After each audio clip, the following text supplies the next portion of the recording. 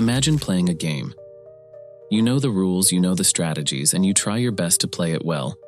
But no matter how hard you try, there's something about this game that just seems off. Every move you make is countered, every victory is temporary, and every loss feels inevitable. This is the game you can't win. And here's the twist.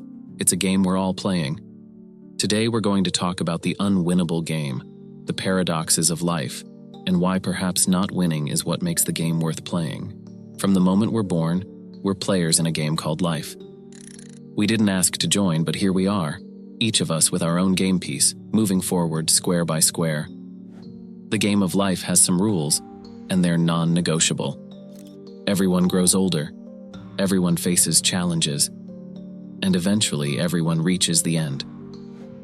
It's not a game you can win in the traditional sense.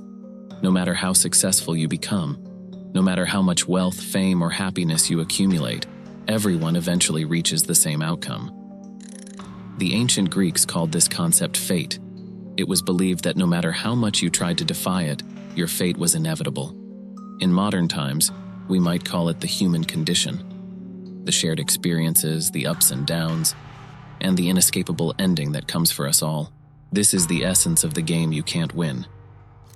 Life often feels like a balancing act, a game where we're trying to keep everything spinning, trying to succeed in multiple areas at once. And for a while, it may seem like we're winning. A promotion at work, a great relationship, a strong sense of health and well-being. But here's the paradox. The more we try to control every aspect of our lives, the more we realize how much is outside our control. The job you worked so hard for could disappear tomorrow. Relationships can fall apart, no matter how much love and effort you put into them. Health can decline unexpectedly. The game is full of surprises, some good, some bad. And it's these surprises that remind us how little control we actually have. The idea that we can win life by controlling everything is an illusion. In truth, the game has no definitive victory condition. Life isn't about winning. It's about experiencing the good, the bad, the joyous, and the heartbreaking. If you've ever felt like you're fighting a losing battle, you're not alone. In Greek mythology, there's the story of Sisyphus, a king who was condemned to roll a massive boulder up a hill, only to watch it roll back down every time he neared the top. His punishment was endless, a never-ending struggle without resolution. Many philosophers, including Albert Camus, have pointed to Sisyphus as a metaphor for the human condition. Life can feel like an endless series of challenges. Just as we think we've reached the summit, a new obstacle presents itself, and we're forced to start again. But here's the key insight that Camus offers. Despite the hopelessness of Sisyphus's task, we must imagine him happy. Why? Because Sisyphus's struggle is what gives his existence meaning. The effort, the perseverance, the refusal to give up. Those are the things that make him truly human. In the unwinnable game of life, it's not about reaching the end without failure. It's about finding purpose in the struggle, finding meaning in the act of pushing that boulder, even when the summit seems forever out of reach. One of the ways we try to win at life is by seeking happiness. We think that if we get the right job, the right partner, the right house, then we'll finally win the game. But psychologists have found something called the Hedonic Treadmill. The Hedonic Treadmill is the idea that no matter how much we achieve or acquire, we always adapt to it, and our happiness eventually returns to a baseline level. We reach one goal, only to set another, and then another, always running, always reaching, but never fully satisfied. In this sense, happiness is not a destination we can reach once and for all. It's a fleeting moment, a feeling that comes and goes.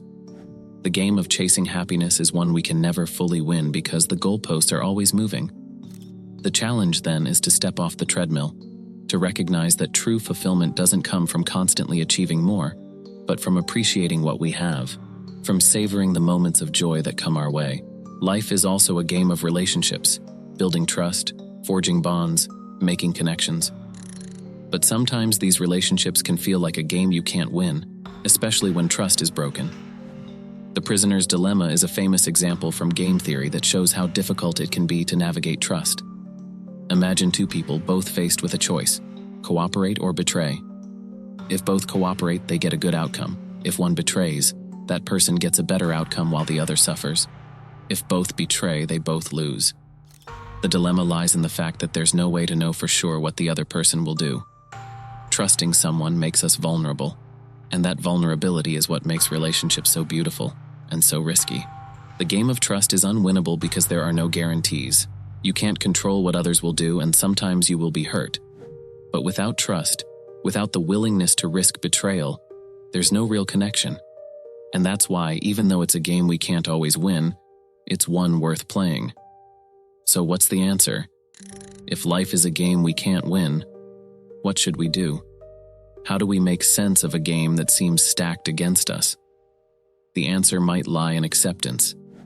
Accepting that we can't control everything, that we won't always win, and that the finish line is the same for us all. Accepting that there will be setbacks, losses, and struggles we can't overcome. By letting go of the need to win at everything, we open ourselves to experiencing life as it truly is, imperfect, unpredictable, but also beautiful. We find meaning in the journey, not in reaching some imagined victory.